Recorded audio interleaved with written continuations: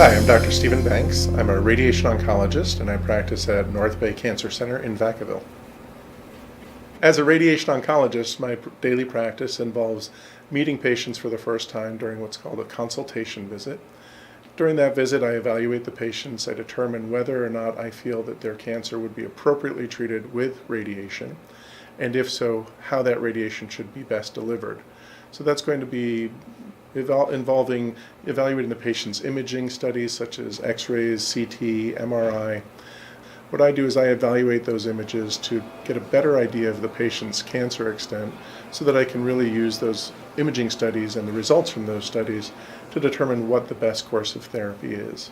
If during that consultation I decide that radiation therapy should be part of that patient's treatment, then the visit would also include an examination and then a discussion of what radiation therapy is going to be like. So for patients who are getting radiation therapy, usually there's a fairly extensive discussion with the patient about what radiation therapy means, because the vast majority of patients, whether they're lay people or even physicians, really don't have a good grasp of what radiation treatment means. And so it's an educational session as much as it is anything else for the patient.